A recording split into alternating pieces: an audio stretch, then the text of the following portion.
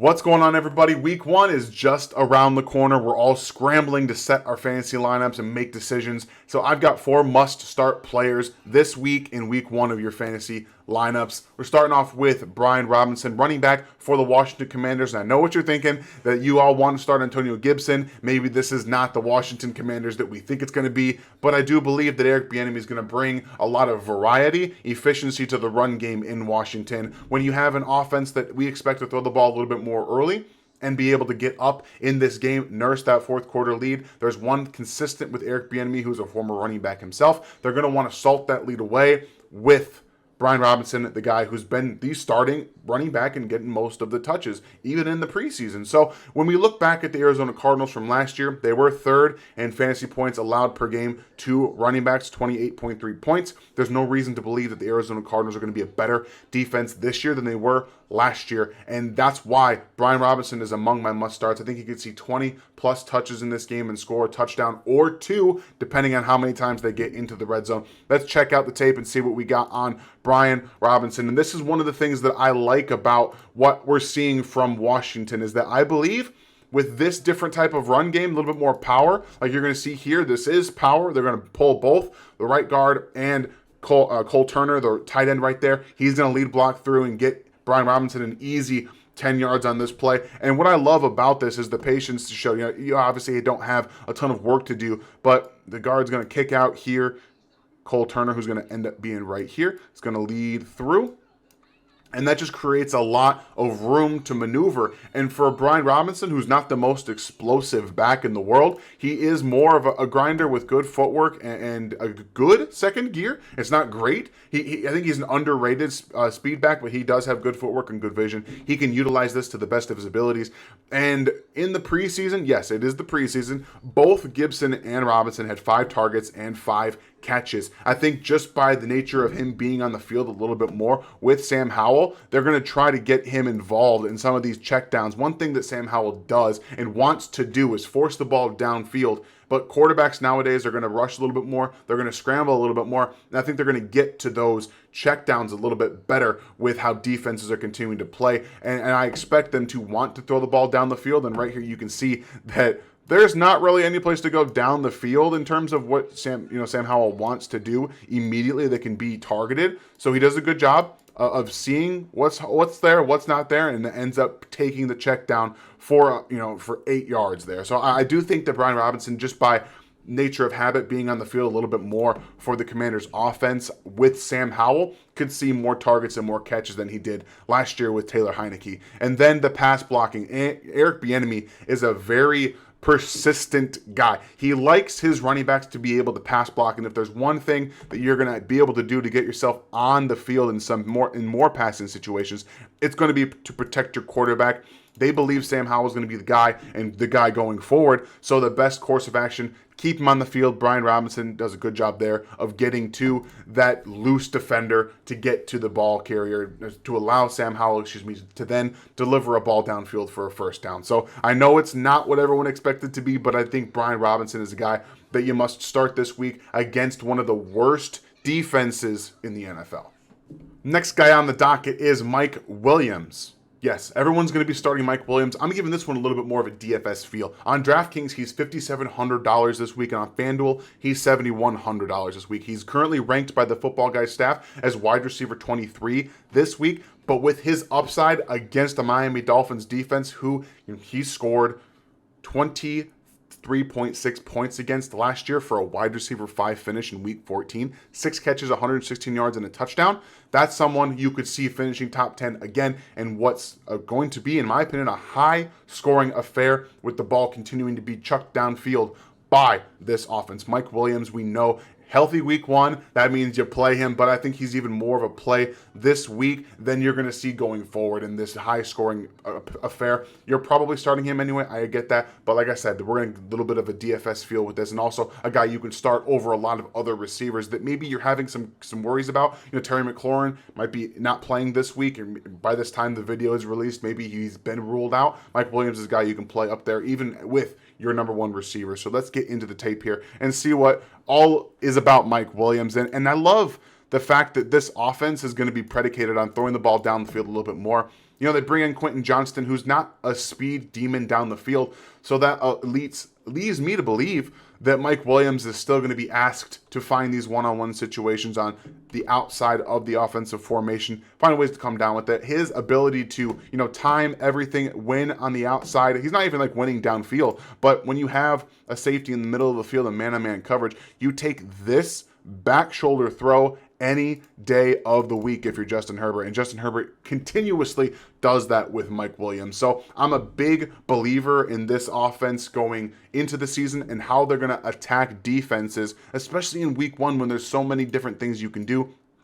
We know Mike Williams has a tendency to get hurt because he's always sacrificing his body for the ball. But right here, we see him running a slant against outside leverage, a corner that's turning into a zone corner. I want to see them use Mike Williams in the slot a little bit more. And you find he has more of these slants into big open spaces, especially with the RPOs and the play action games that I expect the Chargers to run in this offense. So I'd love to see that, and that with paired with reports out of camp that he was running a little bit more in the slot. I think you see him have some more space gains as well. 6 targets and 6 catches last year against the Dolphins. I think he could have upwards of 10 targets in this football game and have a couple of touchdowns like he does right here. The Chargers running a play action pass with 2 receivers really running their routes on the bootleg side for Justin Herbert, and you have Keenan Allen here who's going to pass block, Gerald Everett who's going to kind of pass block, and then Allen's going to turn into more of an outlet receiver.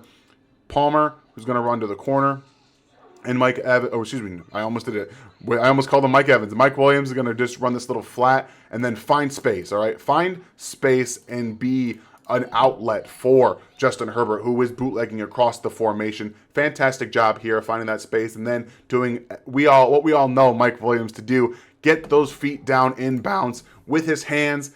That hand-eye coordination is fantastic. So he could score score 2 touchdowns in this game. I think that would be almost expected from how high scoring this game is going to be. So definitely be playing him in DFS. Mike Williams is a huge smash play this week. We got another wide receiver right in the barrel, ready to go. Nico Collins, currently ranked as the wide receiver 46 for week 1. A very interesting number 1 receiver in Houston. CJ Stroud really does look like the real deal with his accuracy to all levels of the field and the way he anticipates the throws. I think that he's going to be a massive upgrade for the Texans offense, and Collins has been the guy for Stroud. The connection that they have has really shown itself, finally scoring a touchdown in their final preseason game. And last year, Baltimore was 9th in fantasy points allowed per game to wide receivers in last year, 34.6 points. This is a game where I think everyone, myself including, expects the Baltimore Ravens to come out and lead most of this game. So they might be throwing the ball even more with their rookie quarterback. That leads to Nico Collins maybe being in line for a huge game with Marlon Humphrey out for at least the first 3 weeks of the season. You have Rock Ya-Sin, Ronald Darby, Jalen Armour-Davis as your possible outside corners.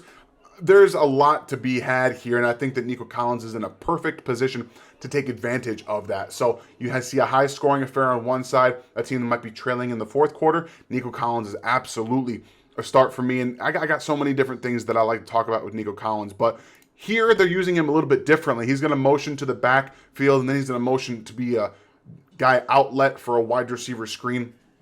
Just using him in different, unique ways to get him the football, I think, is a really good way to go about Nico Collins, being able to utilize him in so many different ways with his size, with his speed. He's not going to be making a ton of guys miss in the open field, but I think that he's definitely in line to be a high target earner in this offense. And you have a couple of different things right here. This is going back to last season, a little bit of an upside play for Nico Collins. Here's the bottom of your screen. He's going to run this comeback route to the left-hand side. He does a really good job of breaking down, transitioning into his route. But look where the ball falls. It falls all the way behind him. That should have been a first down on the play. But Davis Mills misses him underneath. You see CJ Stroud's not going to miss that. He's going to throw that ball. The ball's going to be out already. And then Nico Collins is going to have a really good chance here to come down with that football. But watch how he transitions, comes out of that break for a 6'4", wide receiver. Really nice hip sync, really gets out of that break onto the sideline. I really think that Collins is going to have a really good game. And then he is a big bodied player in the corner. He's running a double move at the top of your screen right here. And when you see no safety over top, at least no two safeties over top, you got one over the top, it's a really good idea to run some of these double moves. And Nico is a good manipulator in downfield situations. He tracks the ball really well over his shoulder. A nice slant corner, little hesitation, little skip off the jump, boom, boom, into the end zone for a touchdown. Fantastic job. Really a good throw by Davis Mills as well. This is something that we can see CJ Stroud even going to when he gets on the field as well with Nico Collins. So I think that Nico's a huge smash play, especially at his rank this week on Football Guys weekly rankings. He's going to be somebody that scores a lot more points than people expect. The last one we're going to talk about for you, yes, I have some tight end play for you this week. Juwan Johnson, he's currently tight end 18 in the week 1 rankings on Football Guys.